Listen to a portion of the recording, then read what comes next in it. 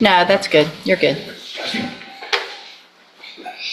And if you would, just kind of pull that microphone down and speak loudly and clearly so everybody can hear you. Thank you.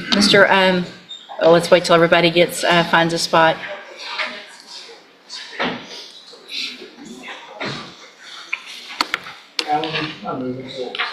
Sure. Thank you. Mr. Parker, you can come on the other side where we, let's-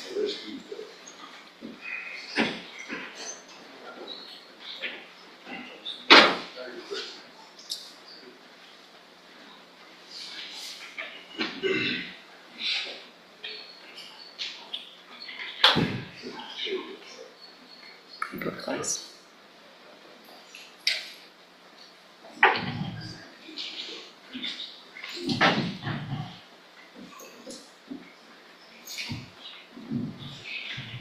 We're close.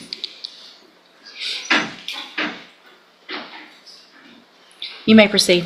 Thank you, Your Honor. Captain Ponder, would you introduce yourself to the court, please? Yes, my name is Michael Ponder. I'm the captain of the Jefferson County Sheriff's Office, and I'm the custodian of records, from physical paper copies of inmate records to phone calls, messages, video recordings. And at the Jefferson County Jail, are all inmate communications recorded? Yes, sir. All telephone calls made from inside the dorms are recorded. And can you explain to the court how that system works? It is an automated system. Whenever the inmates make a call, they have to verify their inmate ID number with a personal PIN number that they create, and it also has a voice PIN authenticator that it has to match their voice to what the system has on file. And are all those calls recorded? Yes, every phone call that's made from the facility has a prompt whenever they first make a phone call stating that all phone calls will be recorded. And is there an outside company that runs the technology and runs that system? Yes, it is a company called Smart Communications. They maintain our phone systems. And as the supervisor for inmate communications at the jail, are you a custodian of records made by that company as it pertains to inmate phone calls? Yes, sir. Is the system capable of making accurate recordings? Yes, sir. May I approach, Your Honor? Yes, you may. Showing you what I've already marked as State's Exhibit number 1 for purposes of this hearing. This is a thumb drive. Have you had an opportunity to review this earlier today? Yes, sir. And State's Exhibit 1, it is a recording of an inmate phone call, correct? Yes, sir. And can you identify the inmate who made this phone call? It was Terry Rose. And it was made on the 17th November 2025, is that correct? Yes, sir. Is this a true and accurate copy of the phone call made by Terry Rose? Yes, sir. And as a custodian, you can identify this for the court and verify that this is, in fact, Terry Rose making a phone call from the jail. Yes, sir. Your Honor, at this time, I'll offer an evidence State's Exhibit number 1. Your Honor, I've been provided a copy and no objection, states 1. States 1 is admitted. And Your Honor, I will publish it later in the hearing. Okay. And I have no other questions for Captain Ponder and the best witness. Thank you. Any questions, Mr. Burbank? Just several questions, Judge. Ma'am. Good afternoon. Yes, sir. How you doing? How many phone calls, you're the custodian of the record, how many phone calls has Mr. Rose placed at your facility? I can't tell you the total number. I haven't looked at every one of them. Well, how much do you have, more than one? Yes, sir. More than 100? I couldn't tell you exactly, sir. Well, because they're only asking about one phone call, correct? Yes, sir. And so my question is, through your being the custodian of the record, would you acknowledge that he has made numerous phone calls since he's been at your facility? I can't tell you how many phone calls he's made, but he has made phone calls up to school. Okay, well, let me ask you this. You were requested by the district attorney to retrieve the phone calls of Mr. Rose, correct? Yes, sir. Okay, who did that? Did you do it or did you have someone else do it? I just verified the phone call came from our system. It is pulled from the DA's office. Okay, so the DA's office has the number of calls that he made at that facility. I can't tell you how many calls they called. I was only called reference to one. So out of all of them, if I represent to you, they had numerous calls. They've only asked you to testify to one. Yes. And do you know who he was talking to? No, sir. Do you know who he was talking about? No, sir. And do you know how long he's been at your facility? Not the exact time, no, sir. You don't know when he was booked in? No, sir. Thank you. Pass the witness, Your Honor, subject to recall. Thank you. Anything else, Mr. Nichols? I have another question for Captain Ponder, Your Honor. I'd ask that he be allowed to return to duty. Do you really anticipate any other questions, Mr. Burbank? I don't foresee any, Judge. If we need you back, Captain Ponder, just make yourself available, but you're free to go. Thank you. Yeah. You may call your next witness. State calls David Wiley.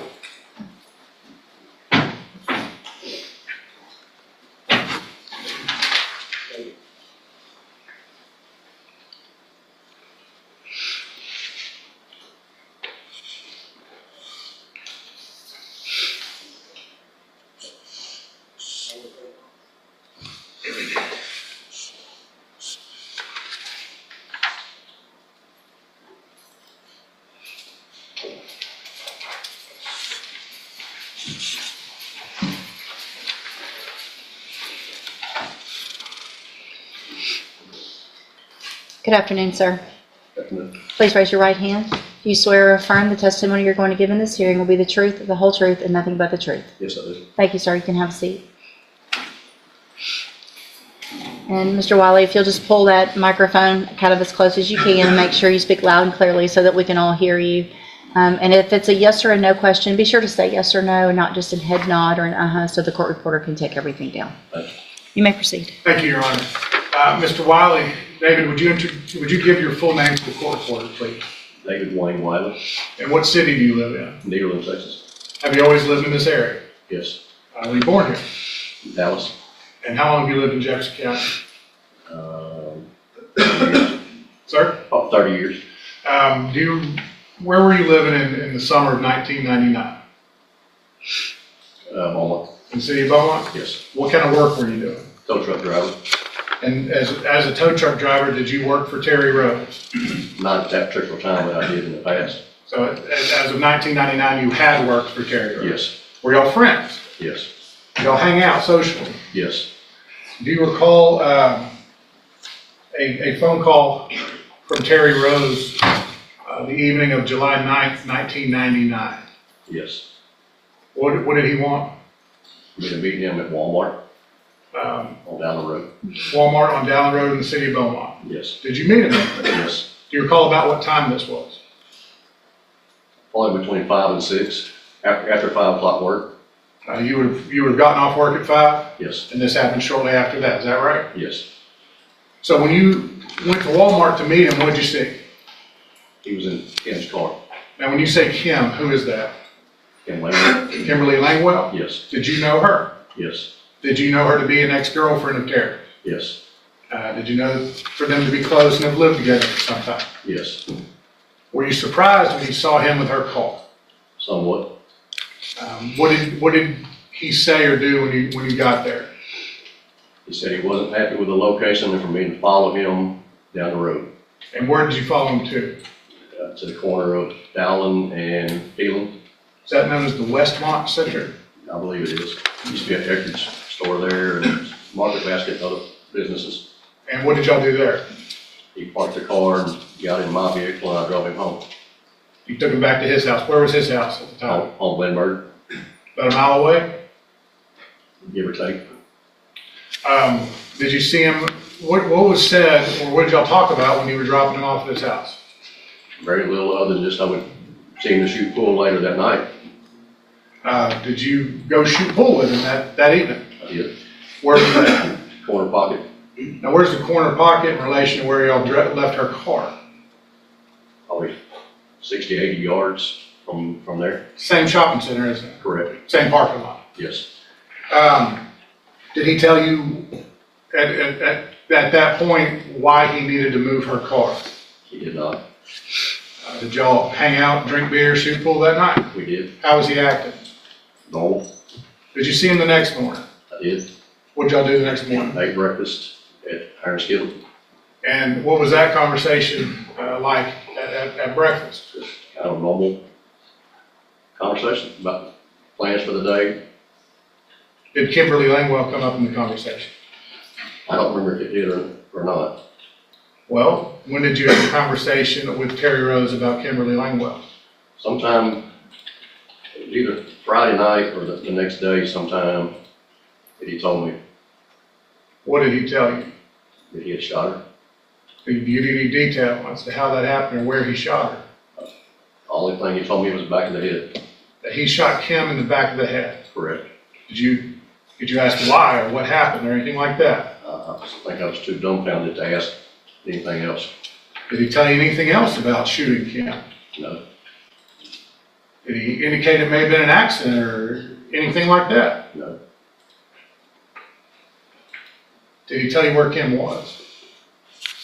no, At some point, did he tell you what he had done with Kim's body? yes. When was that? I believe it was sometime that weekend And what did he tell you? that he had dug a hole in the slab and put her under the slab The slab where? in his house. House on Lindbergh. Yes, sir. That's where he lived, correct? Correct. Did he tell you which bedroom? So I believe he indicated it was the front bedroom closest to the street. And what was your reaction to being told that your friend had shot and killed a woman and buried her in his home? Shocked, astonished, didn't know what to think. Were you scared? Absolutely, Were you scared for your own life? I was. Now, the police asked you about this in 1999, didn't they? Yes, they did. And did you tell them the truth about what had happened and what Terry had said? No, I did not. Why not? I was afraid that I was involved in something that was going to have me in deep trouble. And so you kept your mouth shut, didn't you? I did. You kept Terry's secret I did. for a quarter of a century. Is that right? In 2024, were you again interviewed by Beaumont Police and called as a witness to testify in front of the grand jury regarding the disappearance of Kimberly Langwell? Yes, I was. And did you at first maintain the same story that you had originally told the police, that you didn't know what happened? Yes. After you did that, what happened? After the days started going by, the thoughts just got too deep, too hard on me. I just couldn't put up with it anymore. Did you contact an attorney and through them reach out to the district attorney's office? Yes. Or Beaumont Police? Yes. And tell them what? Told him what happened, what he told me. You wanted to tell the truth. Yes. I couldn't live with it any longer. And then did you give a statement to the effect of what you told us earlier? Yes, I did. That Terry Rose admitted to you he shot and killed Kimberly Langwell, shot her in the back of the head, and buried her under the slab of his house. Yes. Was that the truth? Yes. 25 years after it happened, what made you come forward? I didn't want to live it any longer. Tired of it being on my conscience. Had you told anybody during those 25 years what Terry had told you? No. Is there any, do you have regret for not telling the truth earlier? Absolutely. Is there something you want to say to Tiffany McInnes and her family? I wish I came forward right when it happened. Was it hard for you living 25 years knowing this secret? Yes, very, very hard. And you and I spoke about this. Is it weighing on you still, weighing on these years? Yes.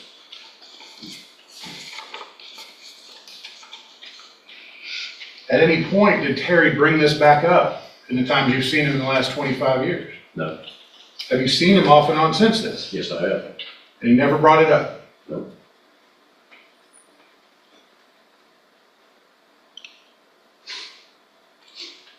I'll pass the minutes. Thank you, Mr. Wells.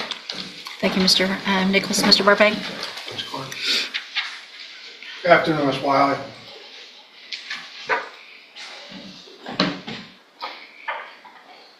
Back in 99, July of 99, how many times did the police come and talk to you when it first happened?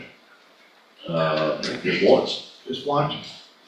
And did you take part in trying to find Kimberly? No, I did not. You realized that they were trying, or they were a big effort in trying to find out where she was.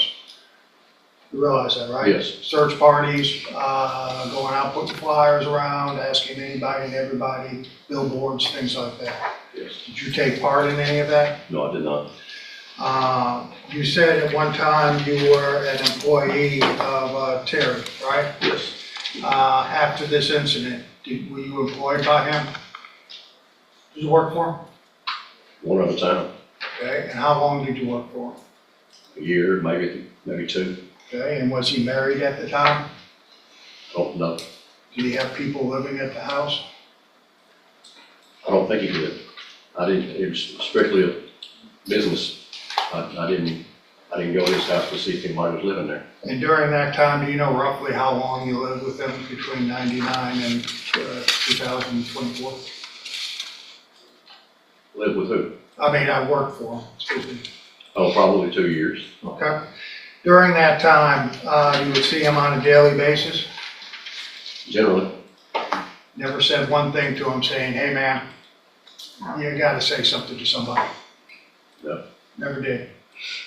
Never went to the police? No.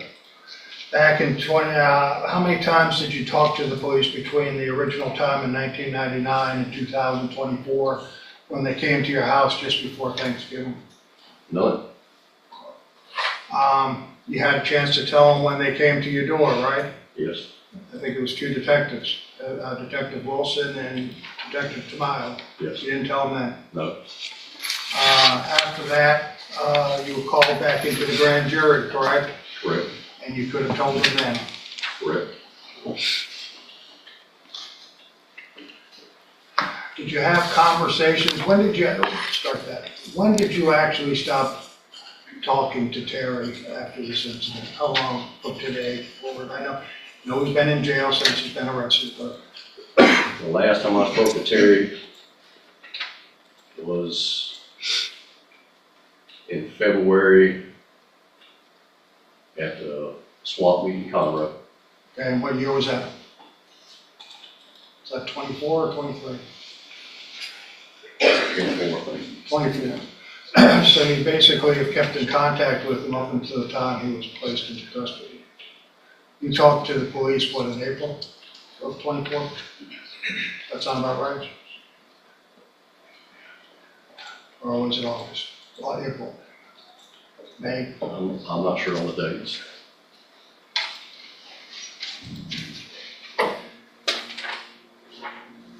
And you would agree not once until just recently, when I say that, within the year, last year, you said anything to anyone?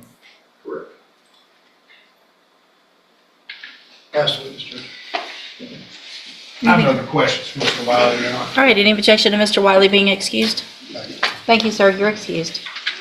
Do you want to move that microphone to the podium since we've changed? Would the microphone over here be better on the podium? Thank you, David.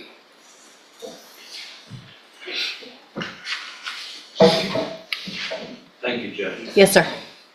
You may call your next witness. State calls Heather Wilson, Your Honor.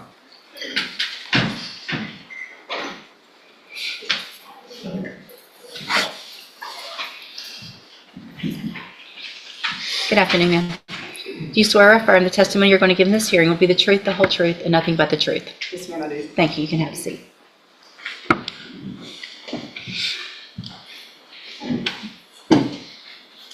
You may proceed. Thank you, Your Honor. Detective Wilson, would you give us your name and introduce yourself to the court, please? Heather Wilson, I work for the Beaumont Police Department as a detective. And as a detective, what's your assignment? What do you do? We're assigned criminal cases. We file those cases with the district attorney's office, make arrests. And are you assigned to a particular division with Beaumont Police? I am, yes. What is that currently? It's called the Persons Unit. And how long have you been a detective with persons? Almost 7 years, just shy of 7 years. And how long have you been in law enforcement? 17 years. Where did you start out? As a patrol officer, Here in Beaumont? yes. Did you attend a police academy? I did, yes. And what kind of certifications and trainings do you have that allow you to work as a police officer? I have a master's peace officer's license and thousands of hours of training and anything from crime scene to interviews, firearms, stuff like that. Okay. And in your work as a detective with persons, were you part of a team that essentially reopened the investigation into what was considered a missing persons case of Kimberly Langwell? Yes, I was. And when did y'all begin to reopen that investigation? That was in the spring of 2023. And when was Kimberly Langwell first reported as missing? July 9th, 1999, or actually on the 10th, reported. And you weren't working for Beaumont Police back then, were you? I was not, no, sir. But y'all essentially reopened that file and began re-interviewing witnesses and examining the evidence again, didn't you? That's correct. You, along with several other detectives in the persons unit. Correct.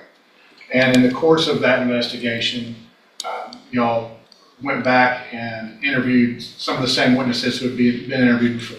We did, yes, sir. Y'all interviewed David Wiley, is that correct? We did. And initially, did David Wiley maintain the same story he had told police in 1999, that he knew nothing about what happened to Kimberly Langlois? That's correct. That was the same story he told us. And after giving a sworn statement to that effect, did he want to revisit his statement with y'all? Eventually, we asked him if he would take a polygraph to kind of gauge his truthfulness on that statement. And so did David Wiley change his story from what he had originally told police? He did, yes. What information did he give you?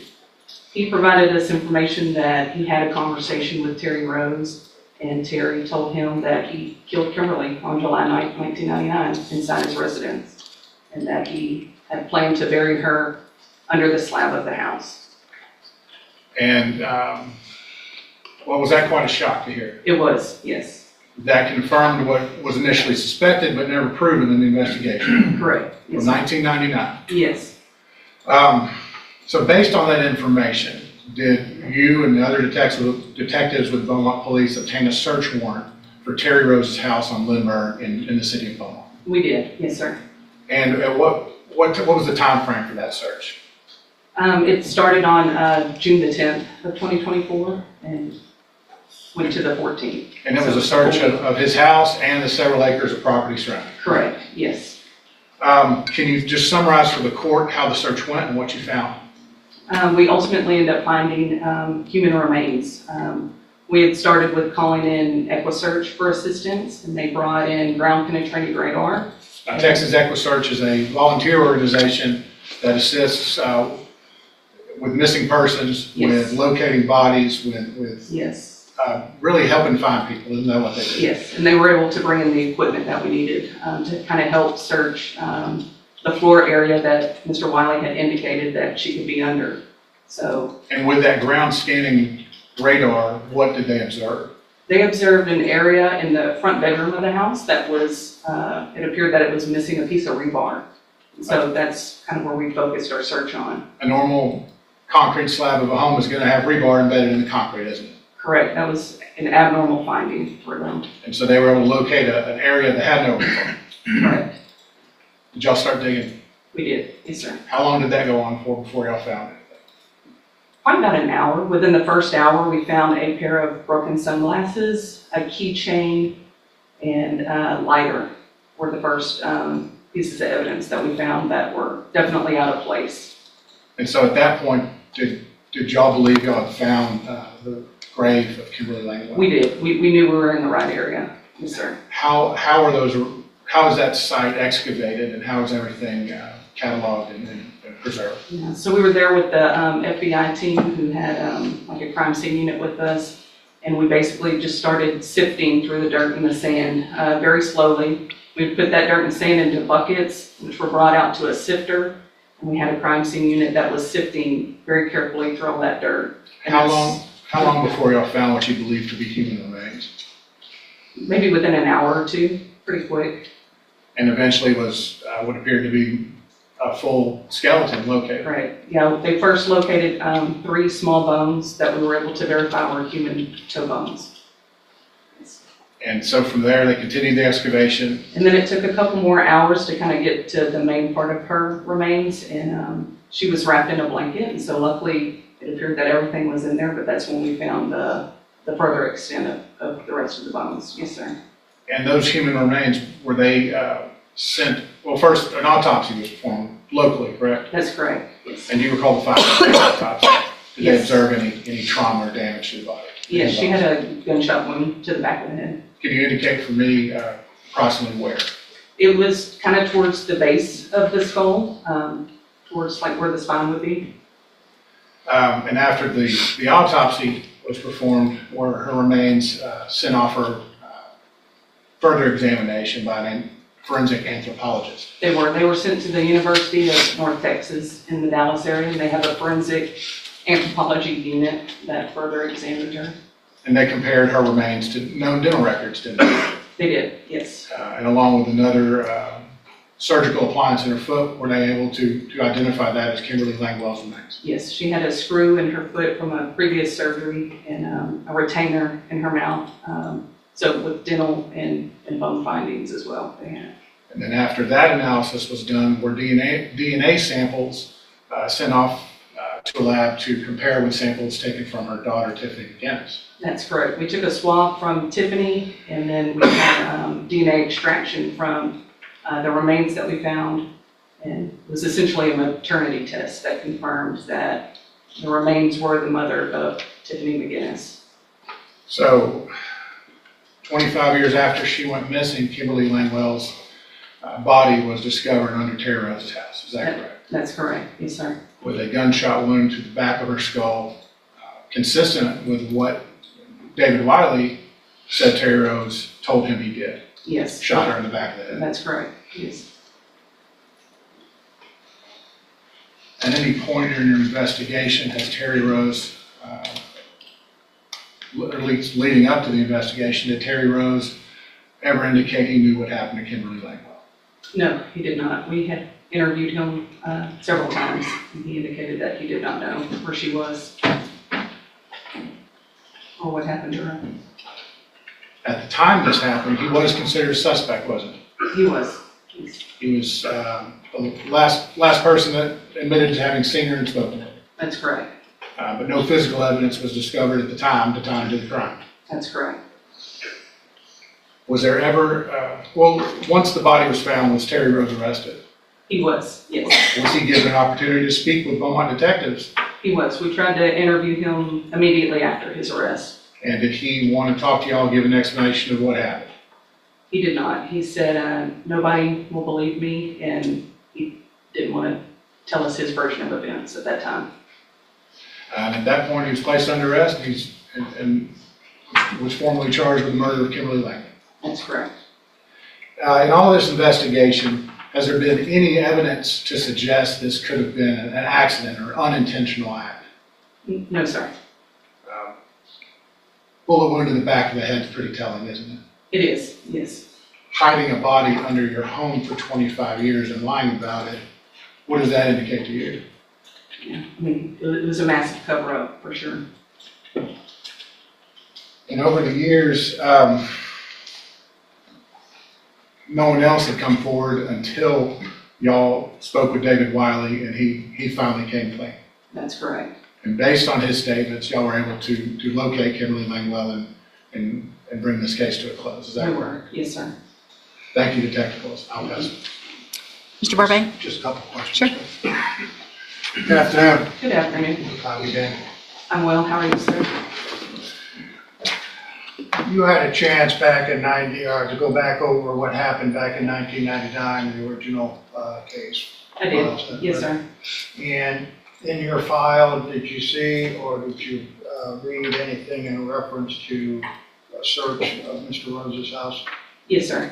And did your department go and search the inside of the residence? They did. Yes. And there was no indication whatsoever that the slab was, They didn't document it too well as far as what they observed, but there was no notings of that anywhere. No, sir.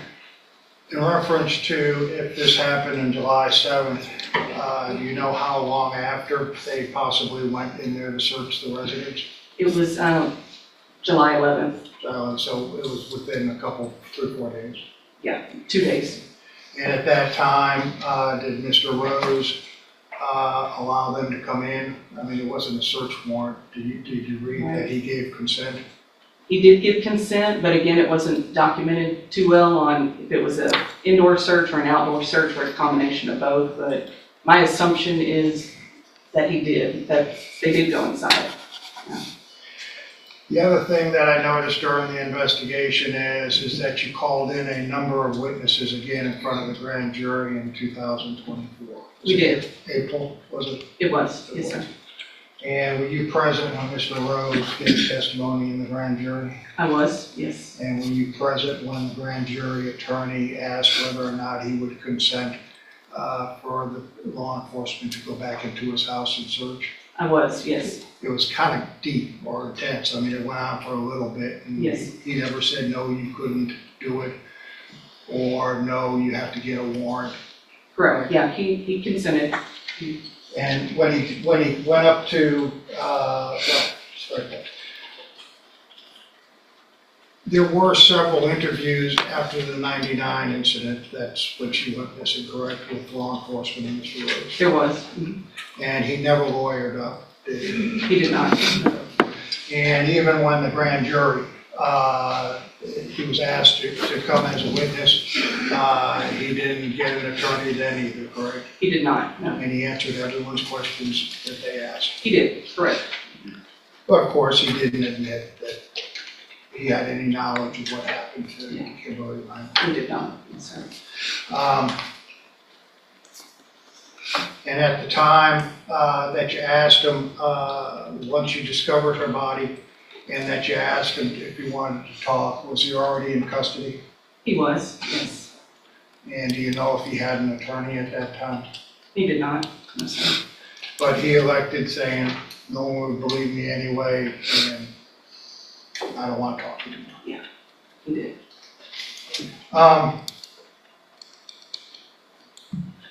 When you did your investigation, and I think that the state questioned it, in your opinion, based on all the evidence that I received, and what I guess you had too, nothing in reference to any type of maybe lesser included manslaughter or negligence that would possibly be an option in this case?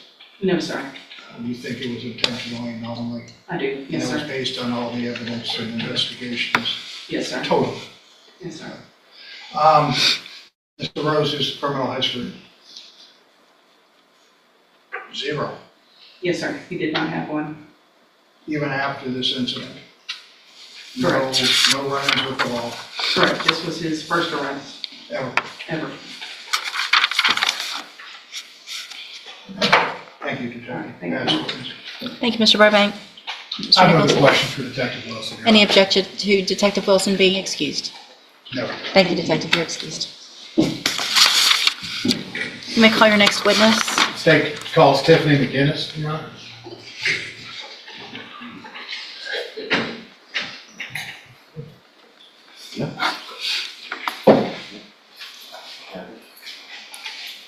Good afternoon. Good afternoon. Do you swear or affirm that the testimony you're going to give in this hearing will be the truth, the whole truth, and nothing but the truth? Yes, ma'am. Thank you. You can have a seat.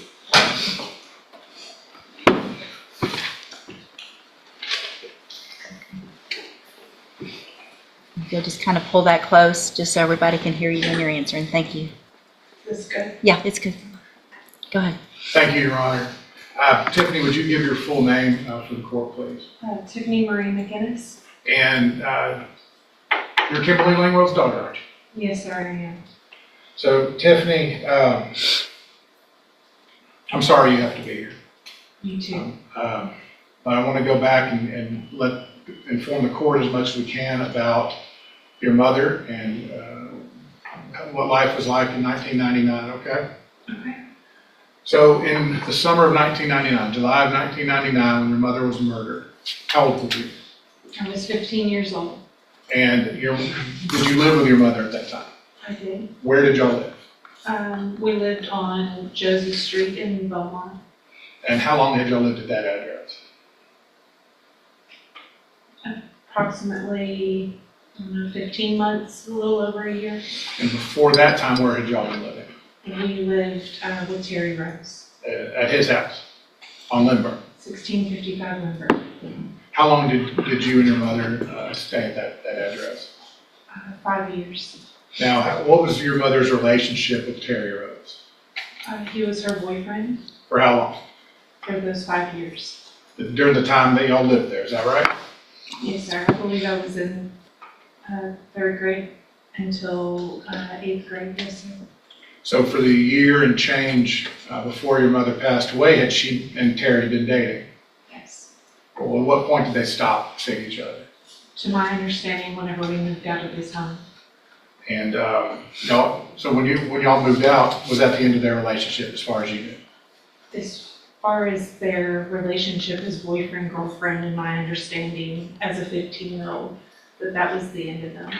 He would still come around, but that was my understanding of what was going on.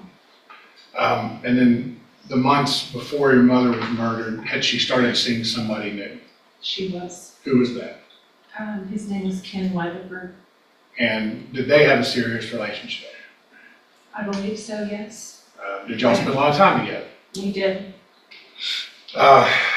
July 9th, 1999. Do you remember the last conversation you had with your mother? Of course. And can you tell the court what that was? She called me and she had just gotten off work. She told me that we had made plans that day that we were gonna go out to eat with her boyfriend Ken for dinner. She wanted to make sure that I had invited a fun friend that day because she was in a good mood and she was trying to make Ken feel better about something that he was going through. She was happy, and she told me that she was gonna stop by Terry's, that she had to help him with something. I don't know, it was something about hanging a board or something. I didn't really pay attention to it. Did that seem weird to you at the time that she would be going by Terry's house, or did that happen fairly often? I don't remember her stopping by Terry's house very often. I know that they talked and that he was around. She knew that I didn't like Terry and that I had gotten to the point with her that I had stopped giving her grief about it. You know, she had a new boyfriend and I just concentrated on the fact that we had plans that evening and moved on with things. And so roughly what time was it that she called you?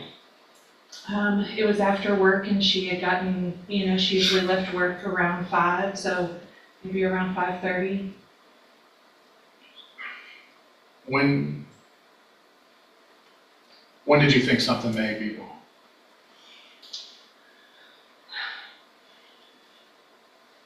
Whenever she didn't show up, it was odd.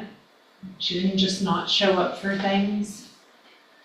Whenever I started paging her that evening and Terry told me he didn't know where she was. So after you didn't hear from her, did you call Terry? I did.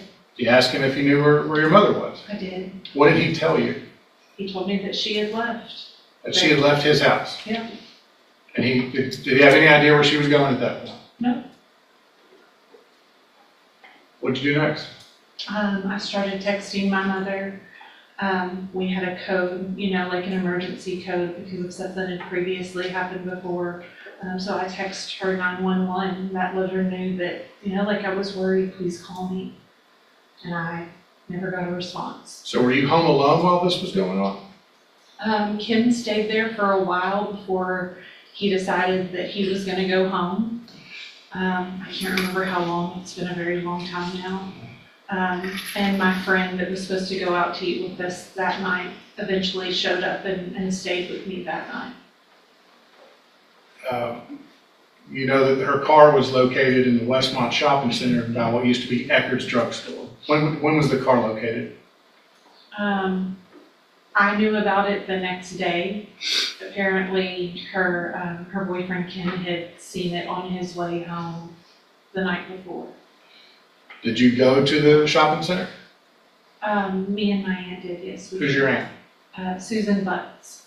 And y'all could tell it was her car, couldn't you? Yes, absolutely. So did y'all call anyone for help? We did. Who? We called Terry Rose for help. And what did Terry do?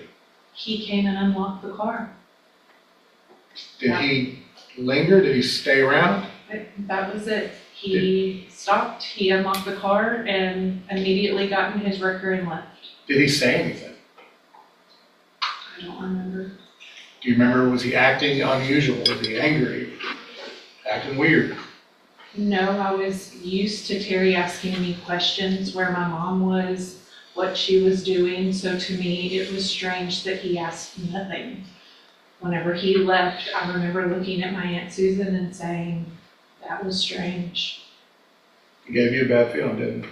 Yeah, it did. What would have been normal for you, 15-year-old you, is Terry would have been asking, where's your mom, what's she doing? Is that right? 100%. So, at what point did y'all get the police involved? We actually had gotten them involved before we went and saw the car. I had called my aunt the next morning and reported, she told me to call the police, and we reported the fact that my mother didn't come home. And it seemed like because she was an adult, there was really nothing that they were gonna do at that time.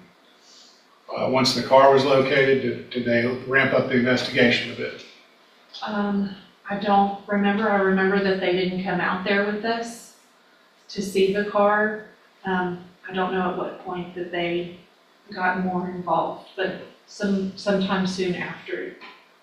Can you explain to the court what those first few days were like, not knowing where your mom was or what had happened to her? It was terrifying. It was shocking because I had just talked to her. She was just on the phone with me, and she was excited for our plans. She was joking with me. And so I was lost. I didn't know what to think. At this point, you're 15 years old? Yeah. 15, my mom is the person that I go to for everything. No siblings, it's just been her and I. So, lost, very lost. As those days turned into weeks and then months and then years, can you tell us what that was like?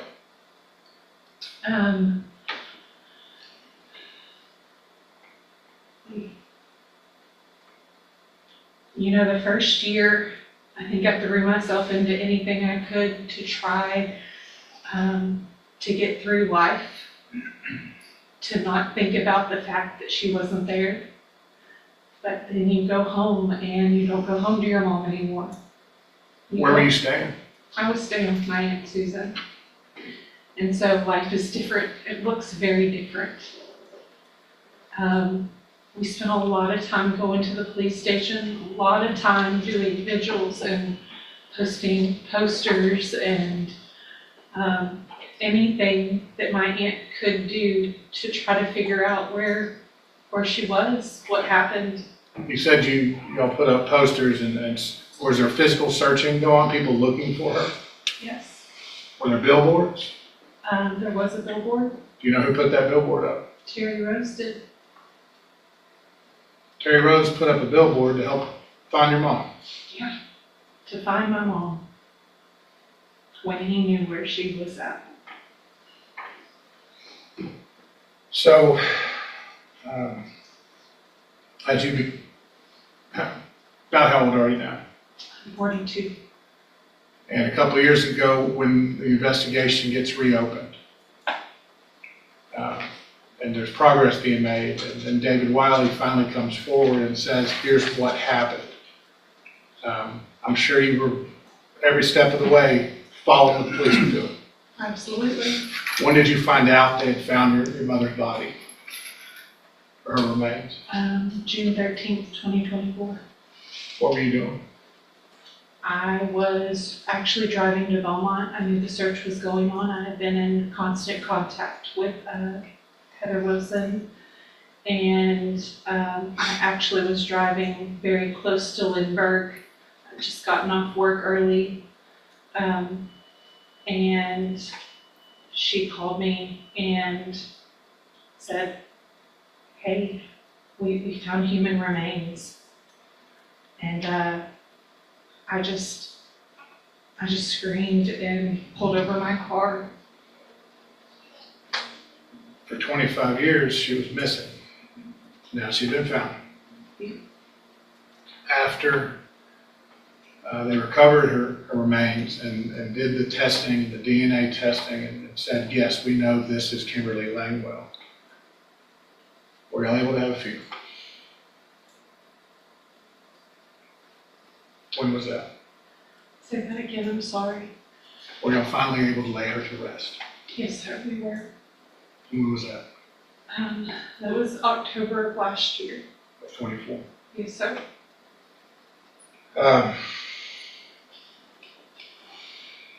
Tiffany, you know, we have essentially an agreement where Terry Rose pled guilty to the murder of your mother. And as part of that, Judge West can sentence him anything up to 40 years. Yes, sir. What are you asking the court to do today? I would like him sentenced to at least 40 years. I think he deserves that.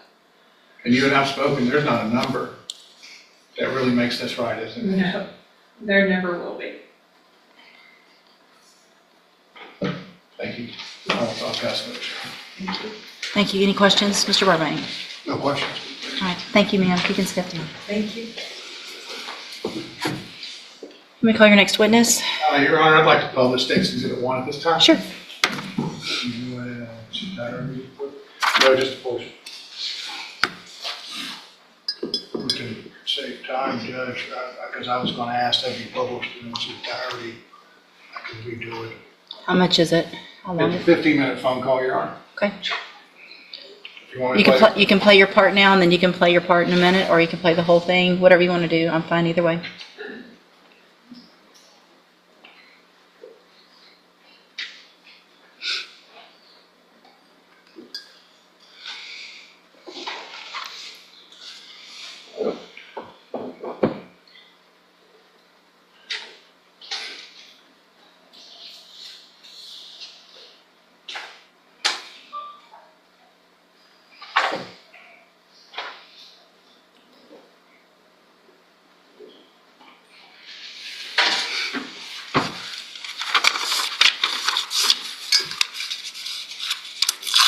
Thank you. Please remain on the line. Hold for acceptance.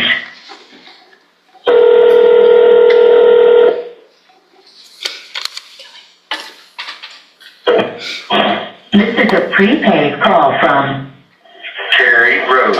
Your call has been accepted. Hello? Hey, I don't know. Maybe she just don't want to have to deal with this trial and trying to hide and stay away from it because she don't. Your Honor, for the record, I have forwarded to just past the 10-minute mark on this phone call to play my portion. Okay. Like all this stress and shit. I hear that. Well, I don't know. I'm gonna just let it go for a while. My trial is, my pre-trial is December the 8th. I'll go down there and hopefully they'll make me an offer. If they will offer me 25, I'll sign on that and we'll be done. If they try to offer me anything else or they don't offer me anything else, well then we'll just go to trial. Yeah.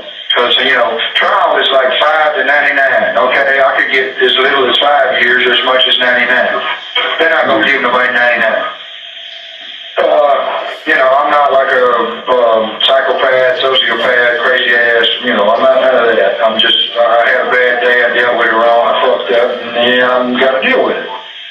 So, the only problem is the judge and the prosecutor both the judge is running for re-election, the prosecutor's running to be a judge, so they're going to try to use my shit because it's so high profile shit to make them look good. So I'm pretty sure I won't get much of an offer at all. Because that 40-year offer was like an insult. I'm 68 years old. 40 years, you got to do 20, so I'd be 88, and then I go before the parole board, and Tiffany's going to be there to say no, and then I got to wait another 6 months and go again, possibly. I'll be fucking 90 years old before I get out, and then I got to deal with parole for the rest of my life. Oh, fuck no. No, I'm sorry. I'm not accepting. Oh, man, she's in her 40s. People die in their 40s and 50s all the time. That'd be sweet. Yeah, that'd be sweet. I'll pee in a cup, send it to y'all to pour on her grave. I'd do that. Big little lying bitch. Oh, yeah, I'll fix her right up. Since she would have been honest and said, look, Mama's out messing around on you, I could have just walked away, not had a problem, and none of this shit would have been a problem. But no, she had to keep her mom's secrets, You know, I didn't know, I kind of suspected one, but I didn't know if she had a fucking harem. But anyway. So I don't know. State of Texas rests, Your Honor. Thank you, Mr. Burbank. Your Honor, Thank you, Mr. Nichols. Mr. Burbank? re-rest. I didn't know what section he was going to play, and I'm fine. Is there more that I need to hear? No, All right, so no other witnesses, Mr. Burbank? no, Your Honor. All right, Mr. Burbank, you may make argument. Hey, police court, counselors. As you well know, we've been doing this a long time, Your Honor. I guess I longer than you, and there are no winners in this case.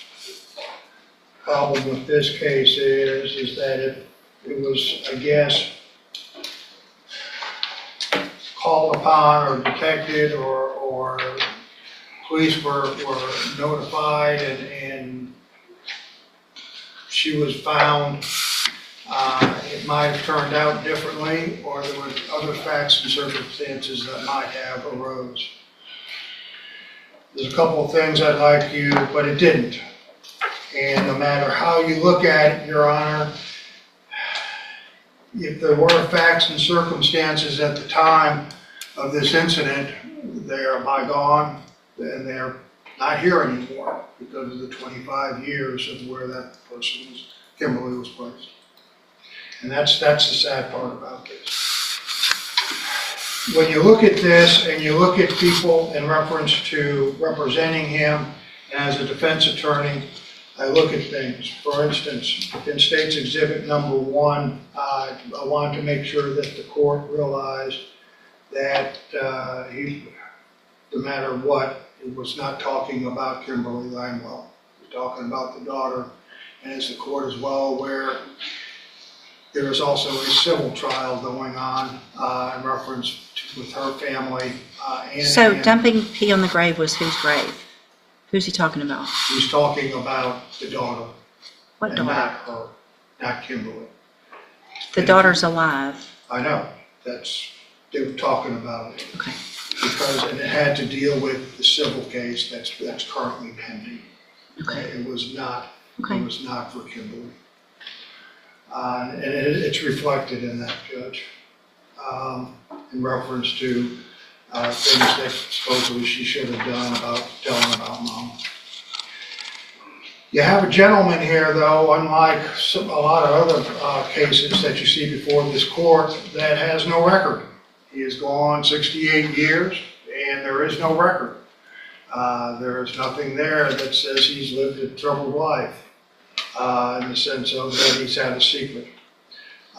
He has, and I asked the court to take judicial notice of the 2 letters that were written, one from his aunt and one from his daughter. One of the things that I believe that was brought out, he is relieved at what happened. It has been eaten on him, just as Mr. Riley.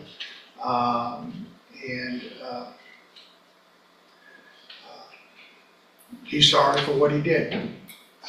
He's tried to explain within the PSI and in reference to the version that he has given. I can't tell you what, if any, consideration that you may be able to give him based on the ultimate facts and what's happened. But you have an individual that has not been in trouble, that has been employed, except he kept a secret. And he kept a secret to the detriment of a family that was grieving at the time and wanted to know where their loved one was, especially a 15-year-old girl. And that he can't erase. I would ask for any consideration, if any, of course, of his age, because of the nature of the offense of being 3B under the Texas Code of the Penal Code and Texas Code of Criminal Procedure. So any consideration that you might give, but there's a cap of 40. Thank you. Thank you, Mr. Burbank. Mr. Nichols, can you play that again for me, please? I just want to make sure I'm, I can, Your Honor, and I'll represent to the court, he's not talking about Kimberly Langwell. okay. And I'll make it part of my argument. Okay, go ahead then. The phone call you heard, Judge, was him talking about how it greatly inconvenienced his life to have to deal with a parole board should he ever make it that far. And that no doubt Tiffany McGinnis would tell the parole board not to let him out early. That's what he's complaining about. And his son, who's the other end of that phone call, mentions, well, maybe something will happen and she'll die. She's in her 40s. And his response to that is, I would gladly pee on her grave, Your Honor. And the reason I play that, along with a lot of the other evidence we heard today, shows this man has no remorse, no feeling whatsoever for what he did to Tiffany's mother and what he's done to this Don't talk, family. if you want to testify, you can get up here and testify. Otherwise, you have refrained from doing that, and so stop talking. And on that call, he blames a then 15-year-old girl for not telling him that her mother had moved on. And that's sick and twisted, Your Honor. No more sick and twisted than living in a home with your murdered ex-girlfriend under your floor. A home that he later shared with his common law wife. A home that no doubt people came and went in for the last 25 years. With Kimberly Langwell buried in a shallow grave under there. Every step of the way has been a slap in the face to Kimberly's family. Every step of this is just inhumane. To go there the next day and open up the car for them, knowing what you did. To tell somebody and expect them to keep the secret for 25 years. To put up a billboard and pretend you're trying to help find her it is vile, it is inhuman, and it is not worthy of any consideration from the court, Your Honor. The cap is 40 years because of his age. And I'm asking the court to enforce that full 40 so Terry Rose spends what's left of his life behind bars, Your Honor, because that's what he deserves. Thank you. Thank you, Mr. Nichols.